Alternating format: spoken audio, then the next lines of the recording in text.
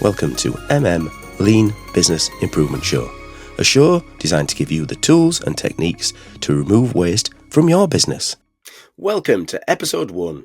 Well, it might be episode 2 of the M&M Business Improvement Podcast Show. Now, if you've listened to the taster episode, I'm sure you've got the gist of what the show's going to be about. But if you haven't, then that's fine.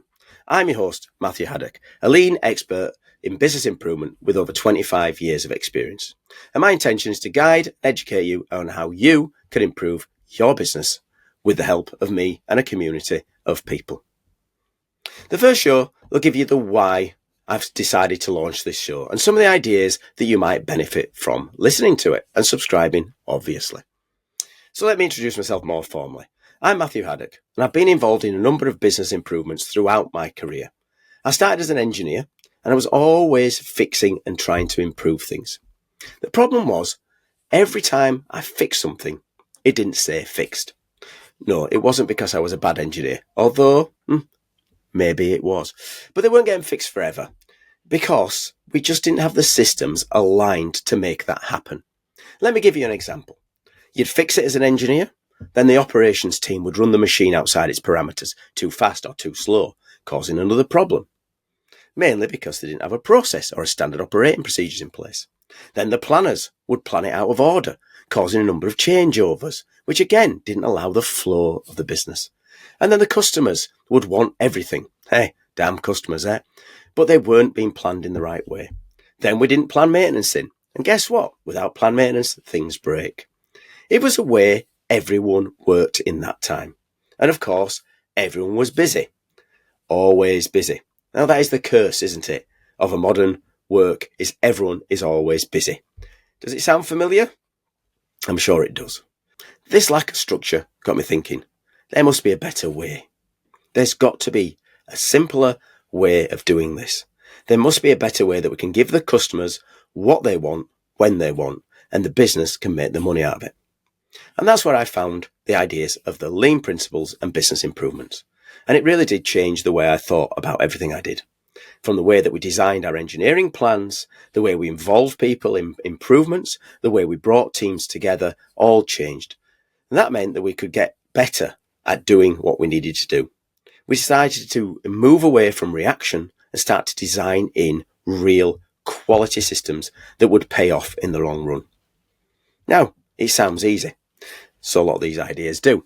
Now, it's not about sounding easy. Sometimes it's around the fact that it can be easy, but the process of getting it isn't easy. The problem is, a lot of people don't know they've got a problem. Now, if you're sitting here listening or watching the show, you've probably thought to yourself, I hear these issues. There's always a conflict between the operations, the technical, the engineering, the sales team. We never get the stuff out on time. Or if you own a company, you'll have noticed over time these things have crept in.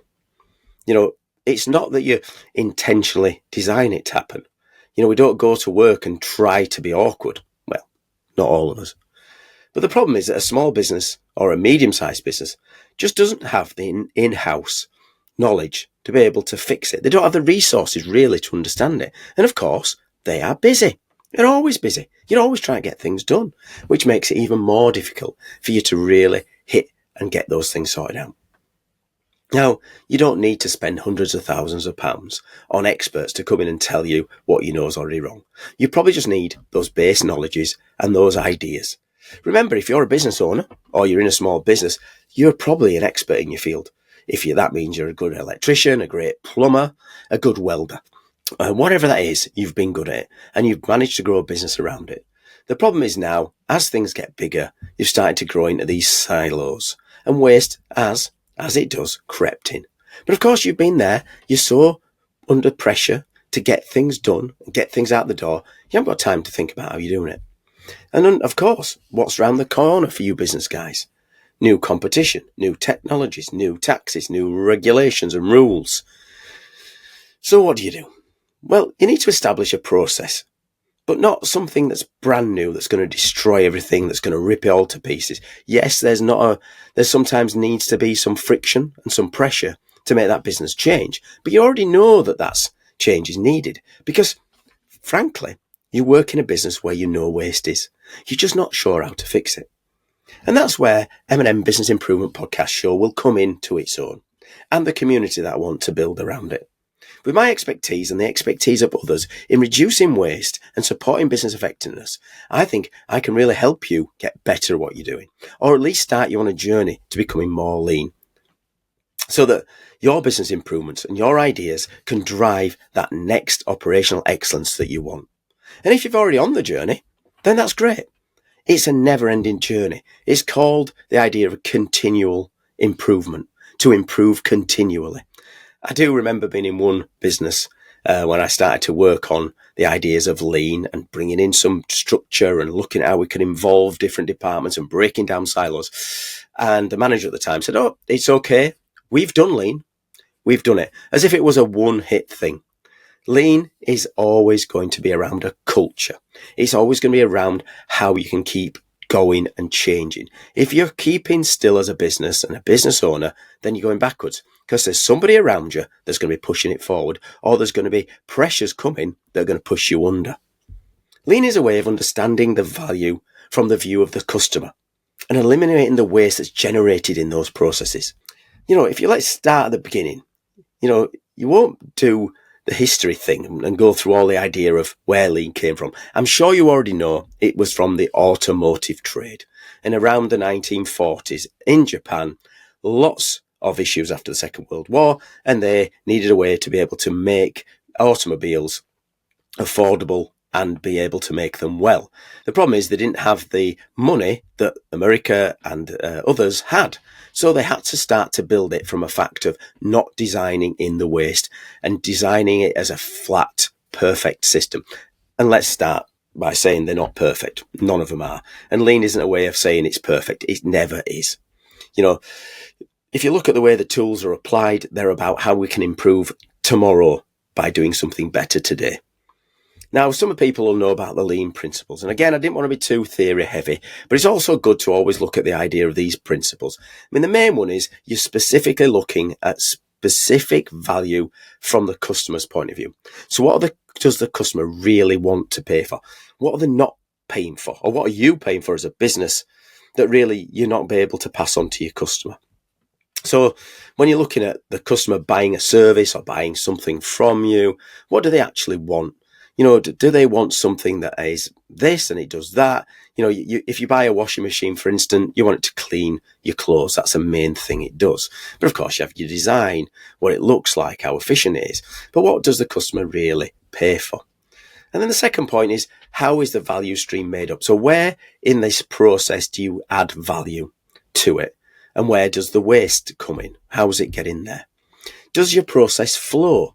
If you walk into any business, and first thing I do when I walk into any business is I'll look at their production area or into their process, and I'll see where are the flow, where is the bottlenecks? Is there big piles of inventory around them, the just in case piles? Is there one area working quicker and building stock? And it sounds really simple, but when you walk in, within 5 minutes, you'll see that there'll be piles of stock here, that one press won't be able to keep up with another, for instance, and they'll have built this inventory into it.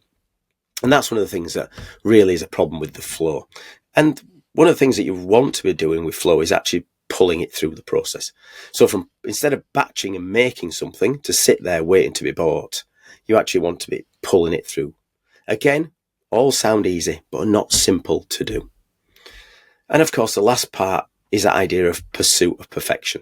Not meaning that you are going to be perfect, but you're better today than you were the day before, and you're better tomorrow than you are today. Now, there's a wealth of different tools we'll go through in these podcasts, but as I said, I'm going to keep them quite short, so I'm not going to go into those. But the whole idea of lean is that idea of bigger and picture. What does the customer want? How can I improve the flow? How does it pull through the business? How can I get my teams to work together? And that's what we're going to be doing as part of this.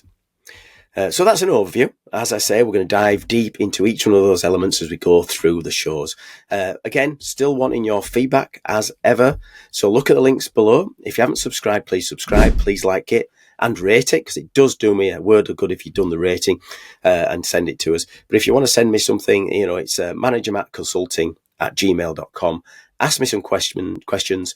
Ask me about what I would do in a certain situation, and I'd love to help and engage you going forward.